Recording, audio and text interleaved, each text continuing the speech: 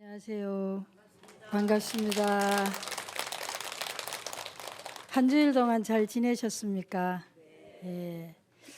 그러면 지난주에 그 유식 심리학에 대해서 공부를 했었는데 잠깐만 지난주에 공부한 걸 다시 복습 좀 하겠습니다. 그 페이지 봐 보세요. 유식 심리학의 의미에 대해서 제가 마지막으로 말씀을 드렸었는데 이 책의 23페이지 한번 열어보시면은 책이 없는 분들은 그냥 이렇게 조용히 눈 감고 한번 들어보세요. 조용히 눈 감으시고 허리 세우시고 편안하게 이렇게 숨 한번 잘 쉬어보자 하는 마음으로 숨 쉬면서 한번 들어보세요. 유식은 말 그대로 오직 식, 즉 알뿐이라는 의미다. 다시 말해서 우리는 제각각 알고 다르게 경험한다는 것이다. 넘어가서 24페이지입니다. 그런데 우리가 동일한 상황과 대상을 서로 다르게 알고 경험한다는 사실을 아는 것이 왜 중요한가? 우리의 경험과 알미 모두 유식임을 깨달을 때 우리는 서로 다르게 알고 경험하는 것을 존중하고 수용할 수가 있기 때문이다. 반대로 유식을 모르면 상대를 오해하고 자기의 경험을 절대시하고 상대방과 비교해서 옳고 그름을 판단하고 우열을 가리려고 한다. 그 결과 우리의 삶은 체험이 아닌 관념, 편견, 투사로 변질되고 갈등, 미움, 질투, 우월감, 열등감 등 갖가지 건강하지 못한 심리 상태가 유발된다. 그래서 유식의 핵심 메시지는 오직 내가 그렇게 아는 것이지 남들은 나와 똑같이 알거나 이해하지는 않는다는 것. 각자 다르게 알고 경험함으로 서로의 차이를 인정하고 존중하라는 것이다. 그렇게 할 때 우리는 삶과 인간관계에서 발생하는 엄청난 갈등과 오해, 그로 인한 고통에서 해방되어 기쁨을 누리게 된다. 한마디로 유식을 알면 이해와 수용과 존중이 일어나고 유식을 모르면 오해와 갈등과 고통이 뒤따를 수밖에 없다. 네. 이제 유식의 의미인데 지난번 제가 마지막에 유식 의미 정도는 정확히 알고 가시라 하셨는데 기억이 이제 좀 돌아옵니까? 네, 좋습니다. 그래서 그러면 이런 우리는 제각각 안다 이 말. 각기 자기 방식대로 이해하고 자기 방식대로 아는데 그래서 유식 심리학에서 즉 유식 치료의 목표는 뭐냐? 제각각 아는 이 식에서 요거를 지혜로 전환하는 것이 유식 심리 치료의 목표라고 그랬습니다. 그 이 식이라고 하는 것은 지금 전부 다 내가 아는 거와 너가 아는 거와 또 다른 사람이 아는 거, 한 사람도 아는 것이 다 달라요. 우리가 생긴 모양만큼 다르다고 했습니다. 그래서 이 각각 다른 것을 이 지혜로 전환하는 것이 유식 심리 치료의 목표다. 그럼 왜 이렇게 하는 것이 이렇게 전환해야 되느냐 이 말이죠. 이유는 이 제각각 아는 것 때문에 우리는 그 아는 것을 비교해서 더 많이 안다, 더 적게 안다, 또 뭐요? 내가 아는 것이 진짜다, 네가 아는 건 틀렸다, 이런 식으로 계속 뭐예요? 서로 비교하고 갈등하고 싸우고 그런다는 거죠. 그렇게 해서 그러기 때문에 이렇게 이걸 우리 불교에서는 아마 가장 가까운 걸 하려면 아른말이라고 해도 뭐 그렇게 틀리지는 않을 것 같습니다. 그래서 자기 방식대로 자기 식대로 이해를 해서 그렇게 했기 때문에 서로 다를 수밖에 없는데 그 서로 다른 것을 우리는 이렇게 다르게 이해하고 다르게 경험하니까 서로 수용하고 이해하고 저 사람 저렇게 할 수 있구나. 그냥 그렇겠지. 내 머리로는 내 상식으로는 도저히 이해가 안 가도 내가 다 알 수 없다 이 말이에요. 상대방을. 우리 속담에 그런 말 있죠. 열 길 물속은 알아도 한 길 사람 속은 모른다 그러세요.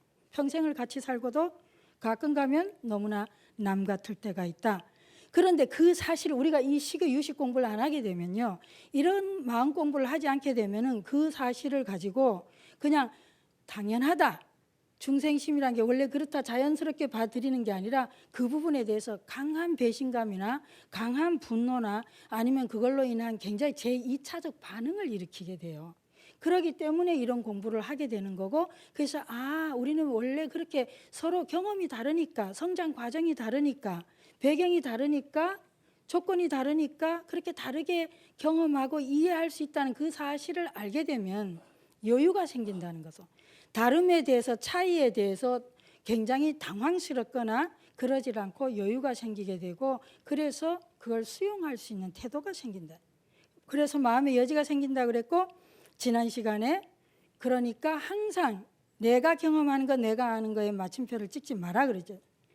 여지를 둬라, 남겨둬라, 이렇게 말씀드렸던 것 같아요.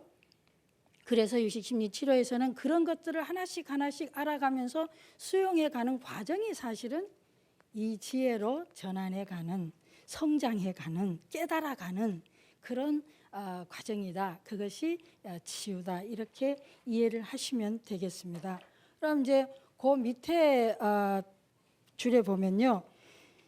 그러면 식과 지혜의 가장 큰 차이가 뭐냐? 저 식과 지혜의 가장 큰 차이가 뭐냐고 나오는데 투사라고 해놨는데, 이거 서양의 심리치료에서는 굉장히 중요한 말입니다. 프로젝션이라고 해서 지금 우리가 그 영사기 같은 거 있죠? 보면 뒤에 이렇게 비추잖아요. 이렇게 투사해서. 근데 그냥 더 쉬운 말로 색안경이라고 해두죠. 뭐.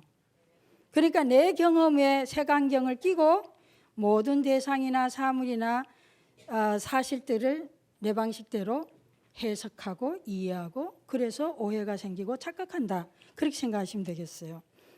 그런데 그 색안경이 그냥 색안경이 아니라 내 생각이고 내 감정으로 드러나고, 그리고 내 기억으로 갖고 있기 때문에 항상 그림자처럼 우리를 따라다닌다는 거예요. 그 색안경에 대해서, 나의 색안경에 대해서 이해하지 못하게 되면 그림자처럼 늘 따라다니면서 관계마다 오해와 착각과 갈등을 일으키게 돼 있어요. 마치 그러니까 여기 뒤에 갈로 보면 이거 음식물 그런 비유를 제가 나오는데, 우리가 음식을 먹었는데 내 피와 살이 되고 소화를 못 시키고 에너지가 안 되면 어떻게 돼요? 변으로, 대소변으로 나와야 되죠. 네, 소화불량이 되면 나와야 되는데 만약 그거 안 나오면 어떻게 되겠어요? 그럼 변비가 생기고 소화불량으로 우리가 고생하게 되고 힘겹죠. 마찬가지예요. 우리가 눈으로 보고 귀로 듣고 우리가 냄새 맡고 우리가 이 오 감각으로, 마음으로 늘 매 순간순간마다 많은 이야기를 보고 듣고 모든 걸 경험하잖아요.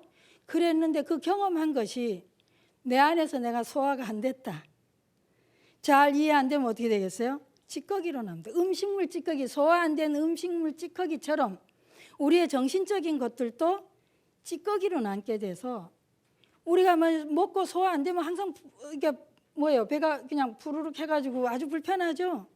그런 것처럼 마음이 불편해진다는 얘기예요. 그래서 음식은 자기에게 맞게 잘 소화를 시키려면 자기 양에 맞게 먹어야 되고 상황에 맞아야 되듯이, 우리가 보고 듣고 느끼는 것도 그냥 막 아무데나 가서 보고 듣고 느끼고 안 된다 이 말이에요. 그래서 초기 그 수행을 할 때는 상당히 그런 걸 가려서 선우를 만나야 되고 이런 건 많이 나오죠. 우리가 어떻게 절도 있게 생활을 해야 된다든지, 신구의 삼업, 내가 행동하는 거, 말하는 거, 생각하는 거를 어떻게 해야 내가 이렇게 건강하고 정신적으로 더 성장하는 그런 길인가 하는 거에 대해서 잘 이렇게 안내를 하고 있잖아요. 그러듯이 우리가 그냥 보고 듣고 그러면 그냥 아닌 것 같지만 우리에게 엄청나게 영향을 미친다 이 말. 그러니까 이거는 달리 말하면 우리가 자녀 교육을 한다든지 가정에서도 어때요? 애들에게, 성장하는 사람에게 함부로 아무거나 TV 프로를 그냥 막 보여주고 아무거나 해가지고는 안 된다. 왜?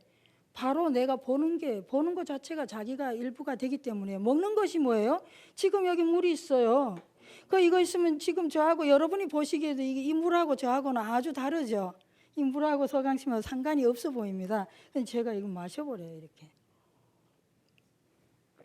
마셨어요. 그 마신 거 뭐가 됐죠? 제 몸의 일부가 됐다. 내 피와 되고 살이 됐어요. 그러듯이 내가 보고 듣고 또 냄새 맡고 이렇게 접촉하게 되면 그것이 뭐라고요? 저건 내 거 아니고 저 사람 거지 하지만 이미 나의 일부가 됐다. 우리는 보통 물질에 대해서 내가 삼키면 나의 것인 줄 알지만 나의 일부가 된 줄, 피가 되고 살이 된 줄 알지만 정신적인 거는 모르는 수가 많아요. 그래서 좋지 않은 말도 내가 하게 되고 듣게 되고 그것이 왜 업을 짓는가 생각을 한번 해보셔야 되는 거죠. 그것이 우리의 어떻게 정신건강을 해치는가. 내가 만약 여기 독이 든 걸 마셔봐요. 그러면 당장 마시는 순간에 굉장한 해침이 일어나겠죠, 몸에. 그러듯이 불건강한 소리를 내가 하고 듣고 보고 그런 것들이 다 뭐죠? 나의 정신건강을 해친다. 내가 보고 듣고 하는 순간 나의 것이 되기 때문에 저 사람 게 아니라니까요. 저 사람이 욕했으니까 난 듣기만 했으니까 괜찮지. 아니에요. 그러니까 우리가 가능하면은 요즘 뜨는 얘기 긍정심리학이에요. 가능하면 긍정적으로 보고 어차피 누구든지 완벽하게 좋거나 완벽하게 나쁘지는 않으니까 기왕이면은 같은 값이 이렇게 긍정적인 면을 보고 그리고 인생을 사는 데 있어서 우리가 왜 감사하면서 살고 긍정적으로 보는 긍정적인 삶이 우리를 어떻게 성장시키고 더 행복하게 해주는가 바로 이런 이치입니다. 네, 여기까지 하겠어요. 그런데 뭐 투사의 주체는 말씀드렸죠. 자아의식 때문이다. 나 하는 거. 그리고 그것은 사본내 아마나의 악야나치 비교하는 마음, 내 중심의 사랑, 생각, 이런 또 아치, 나에 대한 어리석음 등등 이렇게 제가 말씀을 드렸어요. 그리고 마지막으로 이건 참 하도 같은데 왜 눈은 그냥 단순히 보는 작용만 하는 것인데 안식이라고 했는가? 유식이 이거 조금 깊어요. 설명을 드려야 될지 말아야 될지. 그러니까 말씀드렸죠.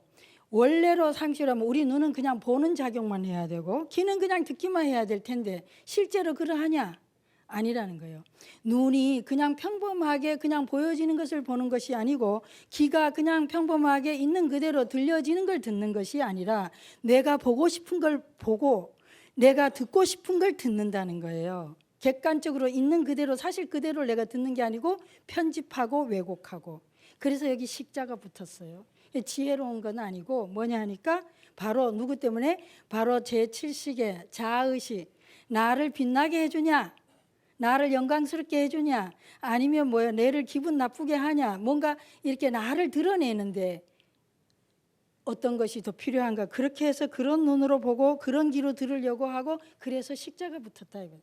원래 그냥 눈은 뭐예요? 그냥 정말 그냥 비춰주는 거고 귀는 그냥 소리만 들으면 되는데 거기에 식이 붙은 거는 바로 나 아만 자아의식의 쫄개 노릇을 하기 때문이다. 우리의 5가지 감각이 그렇게 그런 의미로 제가 여기다가 그런 하나의 의문을 한번 열어봤습니다.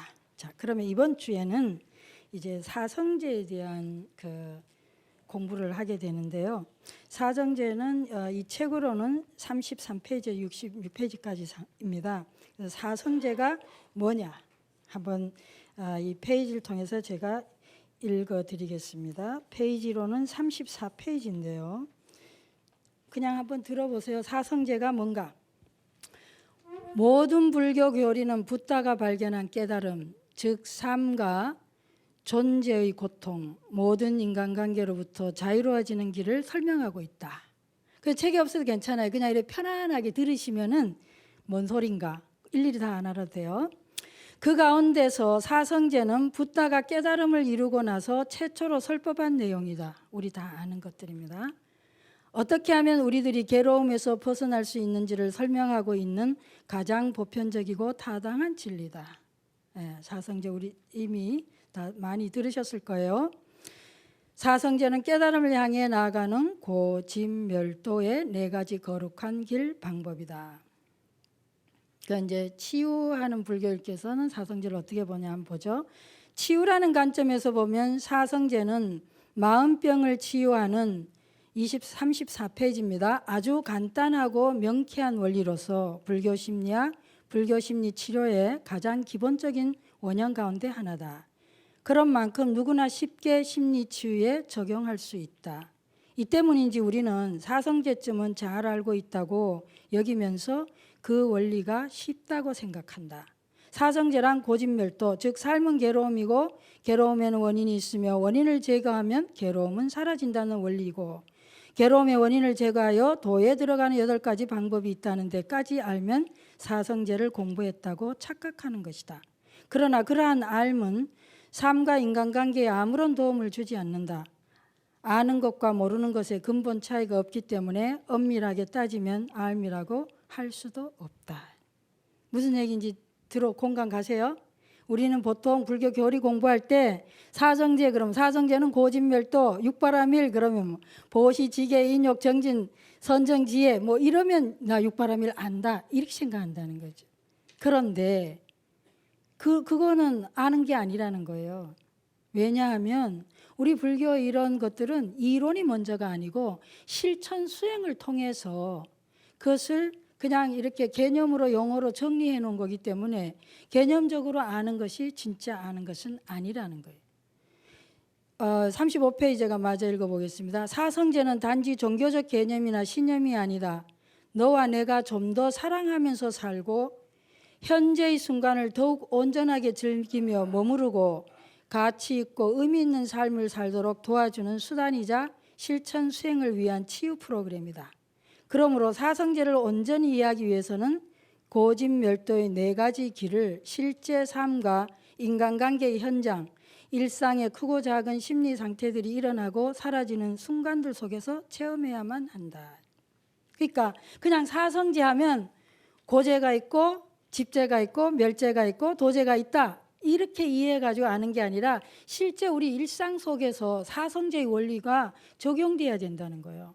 그래서 그러면 그 방식이 뭐냐를 이제 한번 생각해 보겠습니다.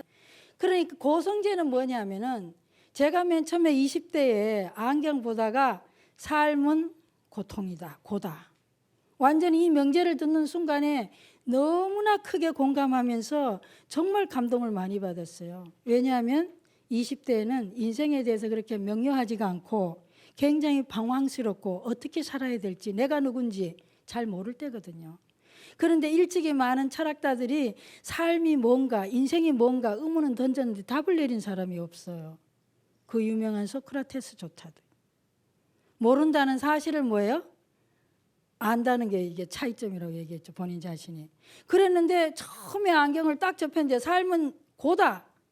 이게 그냥 너무 명쾌하면서 너무 공감이 가더라는 거죠. 근데 세월이 흘러서 지금 제 나이가 돼가지고 지금 와서 삶이 고다 하면 전혀 감각이 일어나지 않는 거예요. 왜냐하면 지금 저에게는 삶이 고가 아니고 삶은 선물이거든요. 그러니까 지금 저한테 있어서는 아직도 내가 남은 세월이 그래도 앞으로 뭐요? 살아온 세월보다 남은 세월이 훨씬 짧죠. 그렇기 때문에 순간순간이 고통이든지 아니면은 뭐 어떤 부정적인 뭐 우울이든지 뭐가 온다 해도 그래도 고통은 고통으로 받고 우울은 우울로 느낀다 해도 역시 전체적인 걸로는 고마운 거예요. 감사한 거죠. 20대 같아는 뭐 그냥 괴로우면 그냥 죽어버려야지 이런 생각도 많이 하게 되지만 나이를 먹어가면서는 굳이 내가 일부러 애써서 죽으려고 안 해도 때가 되면 내가 죽고 싶지 않아도 원튼 원치 않든 가야 된단 말이에요. 그러니까 그 사실을 생각하면 지금 현재 숨쉬고 있는 살아있는 이 순간이 굉장히 복되고 감사한데 그런데 삶은 고다 이래가지고 고성제를 삶은 고다 이렇게 설명돼가지고는 와닿지가 않는다는 거예요. 지금 굉장히 사랑해서 너무 인생이 행복하고 좋아 죽겠는데 그거다 대고 삶은 고다. 아이고 뭐 내하고 아무 상관이 없는 가르침처럼 느껴지잖아요. 그래서 사랑하다가 사랑이 실패해서 깨져서 죽기 직전에 그 대목을 잃는다면 어때요? 하고 공감이 또 되겠죠. 그런데 고성제 이건 진리라 그랬거든요. 죄라고부터 진리입니다. 영어로 그 설명되어 있죠. 진리. Truth of suffering. 진리라고 했는데 진리는 괴로운 사람이나 슬픈 사람이나 누구한테나 그게 통용이 돼야 진리지. 진리가 누구한테는 해당이 되고 누구한테는 해당이 안 되면 그게 진리겠어요? 그게 진리가 아니에요. 그러니까 제가 생각엔 이 고성제는 뭐냐? 제가 이해한 방식으로는 고를 자각하는 거다. 알아차리는 거다. 고통이 있으면 고통이 있다. 내가 지금 고통하고 있으면 고통하고 있다는 사실을 알아차리는 게 고성제다. 고성제의 핵심은 잘 들으세요. 자각하는 거다. 고통을 알아차린 거예요. 내가 고통하는 순간에 고통을 알아차리고, 내가 즐거워하는 순간에 즐거움을 알아차리고, 내가 질투하고 있으면 질투하는 순간을 알아차리는 거예요. 근데 사실 그러면 당연히 알지, 그걸 모를까 봐? 몰라요. 여러분 생각 안 나세요? 누구 학교 다닐 때도 그랬지만 연세 들으면 마찬가지예요. 누구 좋아하면은 자기가 사랑하는지 안 사랑하는지 모르죠. 어떨 때는 알려고 하는데도 부정하잖아요. 또 질투하는 것도 내가 언제 질투했어? 이렇게 화났냐고 그러면 내가 뭐가 화가 나 하고 더 화를 내죠. 또 그런 경우도 많고. 그러니까 실제로는 우리가 그때그때 일어난 걸 자각을 못한다는 사실이에요. 그러니까 고성제라고 하는 것은요, 알아차리는 거예요. 자각하는 거다. 그렇게 생각하시면은 이게 인생이 괴로운 순간이 있는 사람이나 결국은 우리가 순간순간 굉장히 천국에 있는지 행복하고 그러다가 지옥에 떨어지고 이렇게 되는 거지, 매 순간 매일 1년 365일 행복한 사람이 있습니까? 불행한 사람이 있겠어요. 근데 이게 다 통용되는 거는 뭐냐니까, 이거는 삶이 고다, 이거보다는 고통을 자각하는 거다. 이거 좀 제가 두고요. 그 다음 집성제입니다. 그러면 고통을 먼저 자각을 하게 되면 그 다음에 그 고통이 어디에서 왔나, 그 고통의 원인이 뭔가, 이걸 이제 생각하게 되는 거죠. 그러니까 이 사성제라고 하는 건 이미 말씀드렸듯이 부처님께서 성도 깨달음을 이루시고 녹야원에서 최초로 설법하신 겁니다. 당신 제자들께. 근데 이게 심리치유적에서 보면요, 이게 진단이에요. 우리 병원 가봐요. 병원 가면 맨 처음에 뭐죠? 고제에서는 뭘 하냐? 어디가 아픈지, 어떻게 아픈 거에 대해서 일단 증상에 대해서 진단을 내려야 되죠. 증상을 알아야 됩니다. 증상을 알아야 치료를 하죠. 그 다음 고제하면 집은 뭐냐면 집은 원인이에요. 이 증상의 원인이 대체 어디서 왔나? 원인을 진단해야 된다. 그래서 사실은 보면 이게 진단서요. 우리 중생은 어떻게 해요? 육도윤회를 돌면서 고통하잖아요.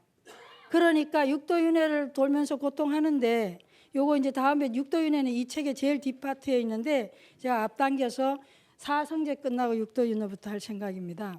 근데 육도윤회는 우리가 저세자 전생에 뭐로 축생으로 있다, 현생에 인간 받고 또 내생에 받고, 이런 어떤 교리적인 것도 있지만 심리적인 측면에서 보면은 우리는 하루에도 육도를 다 도는 수가 있어요. 찰나찰나마다 왔다 갔다 한다고요. 그리고 우리는 누구나 돌지만 또 특별히 개인적으로 성향에 따라서 지옥에 더 오래 가 있는 사람, 지옥이 단골로 찾아오는 사람, 축생 마인드에 있는 사람, 아수라에 아주 질투의 하시네요. 질투, 또 이렇게 늘 즐겁게 있는 천국에 있는 사람, 이게 정신의 주된 정신, 자기의 상태는 또 좀 다르죠, 사람마다. 그래서 그렇게 돌고 있는 상황에서 이 증상을 내가 주로 어느 심리 상태에 있냐는 거죠. 그리고 그거에 대해서 그러면 내가 지금 현재 괴롭고 있는 그런 심리 상태의 가장 큰 원인은 뭔가, 이 증상을 유발하는 원인이 뭔가를 찾는 거고, 그 다음 멸도에 가면 어떻게 되겠어요? 멸도에서는 그럼 원인을 알았으니까 그 원인을 치료하면, 그죠? 원인 치료죠. 원인을 제가 치유하면 어떻게 되겠어요? 치료하고 나면은 드디어 도에 이른다, 이 말이에요. 이거는 결과이기도 하고 치료하는 가정 방법이기도 하고, 그러기 이렇게 되겠습니다. 그래서 오늘은 아마 이 집제까지 우리 생각해 보죠. 방금 말씀드렸듯이 고제는 고통을 자각하는 것, 집제는 이 고통 증상의 근본 원인을 찾아보는 거다, 이렇게 말씀드렸습니다. 그럼 여기에서 우리가 그럼 저 원인을 찾기 전에 하나 생각해 봐야 될 게, 밑에 보세요. 통증과 괴로움의 차이 그랬어요. 통증과 괴로움의 차이가 뭐냐 하니까, 우리가 영어로 들여다보면 그 통증에 대해서 엄밀하게 그렇게 하지는 않습니다만은, 서양의 명상 심리 치유자들 중에 많은 여러분들이 영어로 두 개를 구분합니다. 저는 이제 이걸 번역을 해서 통각이다, 통증이다 하고, 잘 보여요? 통증하고 그 다음에 괴로움 두 개를 구분했어요. 요 통증을 영어로 pain이라고 하고, 어떤 사람 거꾸로 하는 사람도 있는데, 제가 미국에 있으면서 공부할 때 이 명상 심리 치료 이쪽에서 요 두 개를 거의 구분해서 쓴 사람 많아요. 그 다음 괴로움은 suffering이라고. 서퍼링이라 그러는데, 그러니까 이 페인 통증은 1차적인 고통이에요. 그러니까 이 페인은 우리가 어때요? 너무 뜨거운 걸 만지면 뜨겁고, 너무 뜨거워서 손을 대면 뭐예요? 괴롭죠? 괴롭고, 아니면 어떤 누가 내 사랑하는 사람이 사망을 했다, 갑자기 내가 잃어버렸다, 그러면 내가 굉장히 슬프죠. 그런 것들에 대한 그냥 그 있는 사실에 대한 괴로움, 페인입니다. 그런데 이 괴로움 두 번째 이거는 2차적인 괴로움이에요. 뭐냐니까 내가 그냥 뜨거운데 데웠으면은 손이 지금 너무 뜨거워서 데웠으니까 화상을 입어서 아프다 이 말이죠. 그런 그 통증만 생각하는 게 아니라 그 통증을 막 괴로워하다가 순간적으로 뭐 어디다 갖다 붙이냐면은 내가 저 인간 때문에 그랬다. 쟤만 아니었으면, 저희만 아니었으면 내가 안 되었을 텐데 제가 그랬다. 이유를 원인을 다른 대상에서 찾는 거예요. 갑자기 내가 통증이 일어난 걸 치료하거나 여기에 대해서 알아차림을 하면서 이걸 어떤 대책을 세우는 어떤 거기에 대한 대책을 세우는 게 아니고 치료하는 게 아니라 갑자기 이유를 찾아가지고, 우리가 여기서 보면 이유를 찾는 건 맞는데 이유를 잘못 짚은 거예요. 일단 이유를 찾아가지고 그 다음에 그 대상을 원망하는 시작합니다. 괴로움도 마찬가지예요. 내가 사랑하는 사람을, 가족을 잃었거나 뭔가 했을 때 그거를 내가 굉장히 슬퍼하고 굉장히 아파하고 괴로워하는데 포커스가 있는 게 아니라 갑자기 대상으로 이동해 갖고 그 대상을 원망하는 쪽으로, 분노하는 쪽으로, 아니면 질투하는 쪽으로 이동시키는 거예요. 그 내 직접 내 안에 이게 괴로움을 보는 게 아니라, 그래서 그 밑에다가 지금 두 번째 화살은 맞지 말라 이렇게 적어놨는데, 첫 번째 주 이 강연을 보신 부산에 계시는 불자님이라고 하는 분이 저한테 메일을 보내셨더라고요. 그 첫 번째 강연을 들으시고 질문하기를 두 번째 화살을 맞지 말라고 한 부분하고, 그 다음에 제가 이 자각을 할 때에 마음이 몸에서 떠나면 안 된다 그랬죠. 그러니까 우리가 괴로움, 저 통증 자체를 2차적 괴로움으로 안 넘어가려고 하면요, 나 안에서 일어난 이 고통, 육체의 이 고통을 봐야 되거든요. 그런데 안 보고 그냥 어떤 대상으로 딱 이동을 한다고요.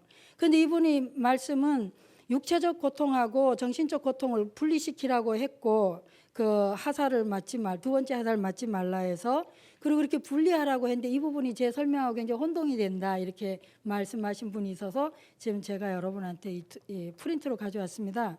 그런데 자바 안경하고 두 번째 화살을 맞지 말라의 안경하고 이제 초기 그 상홍부 경전에서 잘 설명이 되어 있는데 분량이 너무 길어요. 읽어보니 저 혼자서 실수를 한 읽어봤더니 6분 이상 걸리더라고. 그러니까 여기 수업이 제가 그리고 또 이해하는데 조금 너무 이렇게 복잡해서 제가 그냥 두 개를 합쳐가지고 제 식으로 편집해서 맞춰서 바꿔가지고 왔습니다. 한번 잘 보세요. 두 번째 화살을 맞지 말라는 게 뭔가 이거하고 관련이 있는 겁니다. 마음 공부를 한 사람과 하지 않는 사람의 차이 그랬는데, 원래 거기에 이제 그런 범부하고 불자하고 차이. 범부는 뭐예요? 마음 공부를 전혀 관심이 없고 하지 않는 사람으로 제가 두고, 그럼 불자는 마음 공부를 시작해서 열심히 수행하는 사람을 대변해서 제가 이제 해놨습니다. 한번 보세요. 범부하고 공통점이 뭐냐면은 삶에서 오는 즐거움이나 괴로움이나 이런 것이 올 때에 즐거움, 괴로움을 같이 느낀다는 거죠. 경험한다는 거예요. 즐거움도 경험하고 괴로움도 경험하고 뭐 즐겁지 않고 괴롭지도 않은 중성적 느낌도 경험을 하는 거에서는 공통된다. 그래서 어떤 사람은 오해해가지고 수행을 잘하면 뭐 그 감정이 아예 없다 이렇게 생각하는 사람도 있는데 그냥 느껴요. 경험하는 것은 공통적이다. 그런데 차이는 뭐냐? 한번 보세요. 페이지 보세요. 차이점. 범부는 다 같이 읽어보세요. 괴로움에 처하면 고민하고 슬퍼하고 가슴을 치고 타인과 세상을 원망한다 그랬어요. 그래서 이중 고통을 겪는다는 거죠. 그러니까 괴로움의 현실에 살면서 어쩔 수 없이 피할 수 없이 오는 그런 삶의 어떤 그런 고통이 있죠. 그 화살 하나 맞았어요. 그런 다음에 그 사실에 대해서 또 뭐예요? 이걸 누구 때문에 누가 그렇게 했다, 누가 이렇게 했다 해서 연이어서 마치 어떤 사람이 화살이 맞고 연이어서 두 번째 화살에 또 다시 찔리는 것과 같이, 그러니까 원망을 하고 비난을 하고 이렇게 함으로써 이중 고통을 겪는다. 이게 범부라 그랬습니다. 그래서 범부는 괴로운 느낌에 저항하며 즐거움을 갈망하는 것으로 괴로움에서 벗어나고자 한다. 요 즐거움을 갈망해요. 내가 괴로움을 경험하면 즐거움을 갈망하게 되는 게 집착이라는 겁니다. 저항하는 습기하고 즐거움을 갈망하는 습기가 잠재적 성향으로 자리를 잡아서 끊임없이 내가 삶에서 괴로움이나 어려움이 겪을 때마다 그냥 그 괴로움 자체를 보는 것이 아니고 자각하는 게 아니라 도피해서 즐거움을 갈망하는 쪽으로 가기 때문에 이것이 범부라고 했어요. 그래서 이 범부는 왜냐하면은 괴로움에서 도망가는 거 그거밖에 모른다는 거죠. 마음 공부를 안 했기 때문에 괴로움을 괴로움으로 보는 알아차리는 훈련을 못했으니까 모르는 거죠. 그냥 괴로움에 휩쓸려 사는 거지 괴로움에서 어떻게 벗어난지는 모르기 때문이다. 그런데 불자는 어때요? 마음 공부를 한 사람은 괴로움에 처하면 고민하고 슬퍼하고 가슴을 치고 타인과 세상을 원망하지를 않기 때문에 이중 고통을 받지 않는다는 거죠. 그냥 괴로움이 있으면 내가 그 괴로움을 그냥 알아차리고 그 괴로움 상태를 자각하는 거예요. 누구를 원망하고 그럴 시간이 없어요. 그럴 찰나가 아니라 그냥 내가 괴로워하고 있구나, 괴로움이구나, 슬픔이구나, 아니면 외로움이구나 이런 거를 자각을 한다.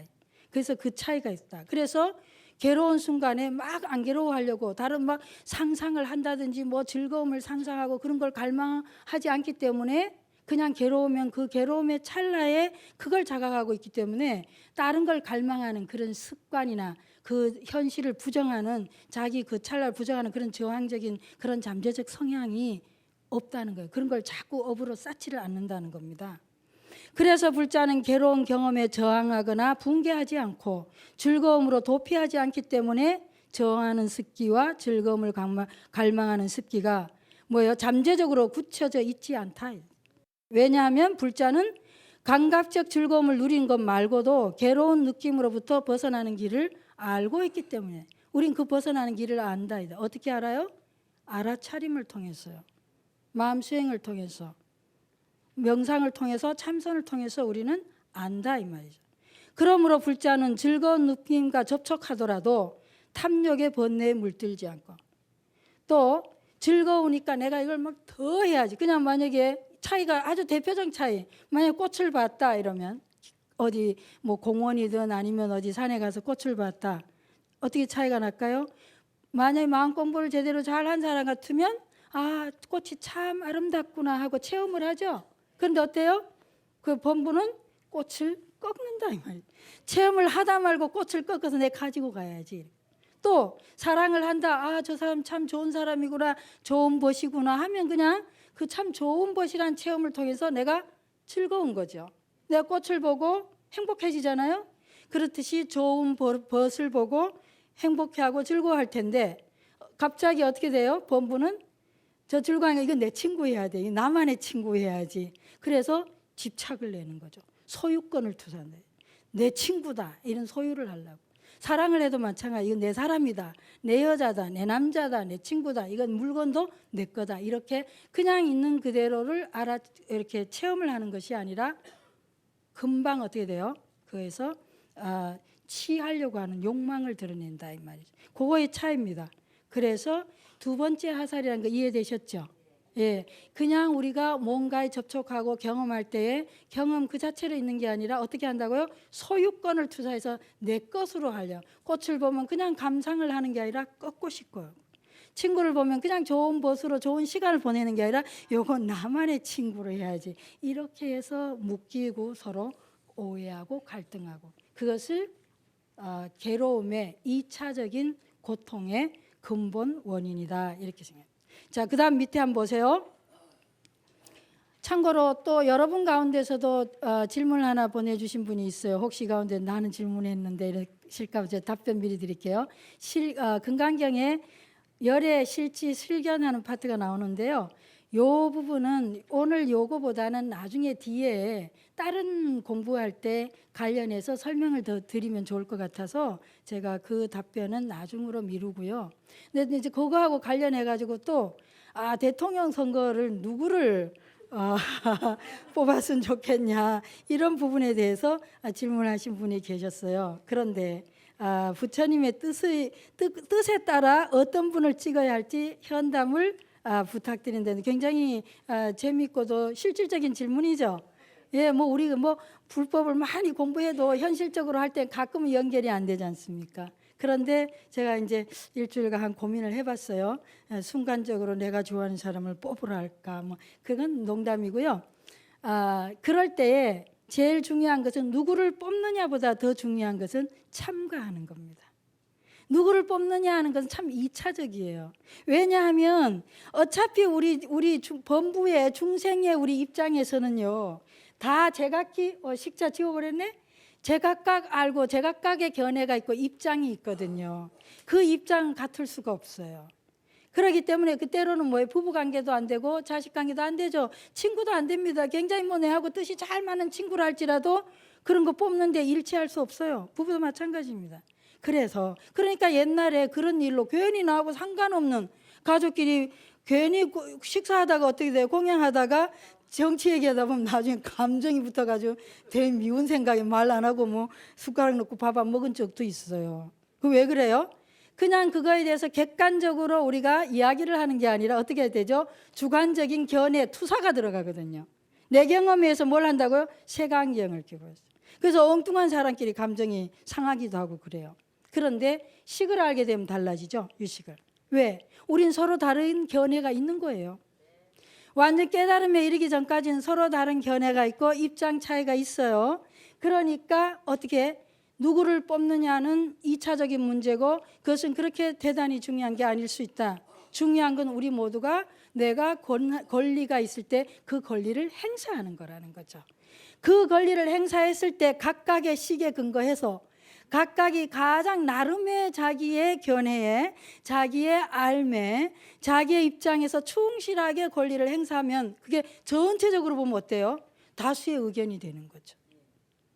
그게 다수의 의견이 되기 때문에요. 너무 많이 고민할 필요는 없어요. 만약에 20대가 오늘날의 어떤 직장 문제라든지 뭐 문제 이런 그 취직이라든지 등록금 문제나 고민해 보면 따져보면 뭐겠어요? 그들이 투표 하는 참여율이 낮기 때문이죠. 누구를 뽑느냐 중요한 게 열심히 참여하게 되면 그들을 위한 정책이나 이런 걸 자연스럽게 내놓지 않겠어요? 그러니까 만약에 또 시골에 있는 사람이 많이 참여하게 되면 또 그들을 위한 정책이 나올 거고 왜? 정책하는 사람 입장에서 보면 유권자의 어떤 비율이나 또 그 투표 참여도에 의해서 나올 수밖에 없으니까요. 그러니까 우리는 그런 걸 너무 많이 고민할 필요가 없다. 그런데 단 한 가지 참고할 사실은 요즘은 뭐예요? 미디어가 너무 발달해서 옛날처럼 순전히 내 느낌으로 나의 필요로 하면 좋은데 막 옆에서 요 사람 뽑아라 저 사람 뽑아라 이렇게 선전 저렇게 선전 천수경에 나오죠. 뭐 이간질 시박 있잖아요. 그러니까 그런 면에서 내가 흔들리지 않을 수 있는 굳건하게 정말 내 입장에서 손전히 이렇게 잘 생각해보고 나의 가치나 나의 어떤 의미로 내 손전하게 이렇게 하면 좋은데 갑자기 옆에 사람 또 자기 입장에서 뭐 해라 이렇게 할 거 아니에요. 그런 데만 많이 휘둘리지 않으면 좋겠다. 누구든지 자기 입장에서 하니까 나는 순수히 내 입장에서 내 경험에서 내 느낌 판단으로 하면 참 좋은데 그런데 많이 휘둘리게 되면은 결국은 좀 막 복잡해지죠. 그러니까 그러지만 않으면 좋겠어요. 예. 자 이제 고집 5번 시간 고집 멸도를 하는데 고통은 그래 우리 고통에 대해서 한 가지 제가 우리가 이 시간에 이해하고 갈 것이 있습니다. 자 앞에 거 다 잊어버렸다 쳐요. 요것만 또 알고 가시면 되겠습니다. 고통에 대한 겁니다. 고통이 뭐냐 하는 거죠. 우리가 살면서 우리는 살면서 고통은 때로 피할 수 없어요. 왜? 제각각 알고 제각각 이해하기 때문에 어쩔 수 없이 우리는 서로 부딪히고 차이점이 있기 때문에 내 예상대로 내 기대대로 인생이 와주지 않는다는 거예요. 우리가 뭐 언제 괴로워요? 모든 내 삶이 내 예상대로 내 기대도 이루어지면 내가 고통하겠습니까? 근데 그런 일은 불가능합니다. 왜? 함께 더불어 살아가는데 서로 다르게 이해하기 때문에 난 어쩔 수 없이 내 식대로 이해되니까요. 그러니까 그때 이 고통이 참 의미가 중요한 건데요. 고통이라는 것은 그러니까 뭐겠어요? 내 식대로 내 방식대로 이해하게 되면 어떻게 돼요? 때로 상대와 세상과 관계없이 제가 첫 시간에 말씀드렸듯이 더불어서 이웃과 전체 이 생태계와 우주와 함께 환경과 더불어서 소통할 수 없을 때 고통이 오는 거거든요. 그러니까 고통이라고 하는 것은 행복, 성장, 깨달음 위한 걸음이고 신호고 방편이다 그랬어요. 그래서 이 책의 39페이지에 보면 제목을 고통은 깨달음으로 향하는 길이라고 했습니다. 그러니까 고통이라고 하는 것이 우리 인생에서는 하나의 뭔가 재고해봐라인 거죠. 네 식이 지금 뭔가 이게 노란불 빨간불 들어왔으니까 내가 알고 있는, 내가 이해하고 있는, 내가 행동하는 것에 대해서 다시 한번 점검해보라는 그냥 신호에 불과하다는 거예요. 고통이라고 하는 게. 그러니까 그 고통 때문에 죽으라든지, 고통이 무슨 뭔가 엄청나게 뭔가 내 인생이 실패라든지, 내가 뭐 잘못된 인간이라든지 그런 게 아니라 단지 뭐예요? 내가 알고 있는, 내가 이해한, 내가 경험한 그 시기, 그 식에서 뭔가 재고해봐라, 다시 생각해봐라, 이런 뜻이라는 거예요. 그러니까 수정을 요구하는 거죠. 그러니까 내가 괴로울 때 내 방식대로 막 그런 어떤 부정적인 생각을 할 게 아니라, 괴로우면 어떻게 해요? 저는 개인적으로 이 사성제를 이해했을 때 항상 고통이 현실적으로 뭔가 내 예상하거나 뭔가 틀려서 어떤 갈등이 오거나 괴로움이 올 때는 부처님께 법당에 와서 저는 이런 질문합니다. 부처님, 제가 뭘 몰라서 지금 괴롭습니까? 제가 뭘 알아야 되겠습니까? 뭘 이해해야 되겠습니까? 그리고 내가 뭘 수정해야 되겠습니까? 이렇게 질문을 바꾼다는 거죠. 부처님, 내가 뭐 부처님께 이런 것도 올리고 100일 기도도 올렸는데 왜 나에게만 이런 고통을 줍니까? 뭐 부처님이 계십니까? 안 계십니까? 뭐 이런 게 아니라 우리는 뭐예요? 공부하는 마음 공부를 한 불자로는 바꿔야 돼요. 고통이 왔을 때 뭐라고요? 아, 뭔가 내가 뭘 지금 예상 못했나, 뭘 생각을 내가 좀 잘못했는가, 착각했는가. 그러니까 내가 실패한 인생도 아니요, 내가 무슨 죄인도 아니요, 잘못한 것도 아니요, 뭔가 나의 암과 나의 경험의 수정을 요구한다는 거예요. 고통은 하나의 내 인생의 신호등이다. 그러니까 뭐예요? 찬스기도 하죠. 괴로움이 찬스입니다. 내가 행복하고 수정만 하면 어때요? 행복하고 성장하고 변화하고 발전할 수 있는 기회가 된다는 거죠. 오늘은, 이번 주에는 요 고통의 의미를, 지난주에는 유식의 의미였고 오늘은 고통의 의미를 잘 알고 가시고 다음 주에는 그 고통의 어떻게 원인을 멸할 건지, 멸제에 대해서 공부하겠습니다.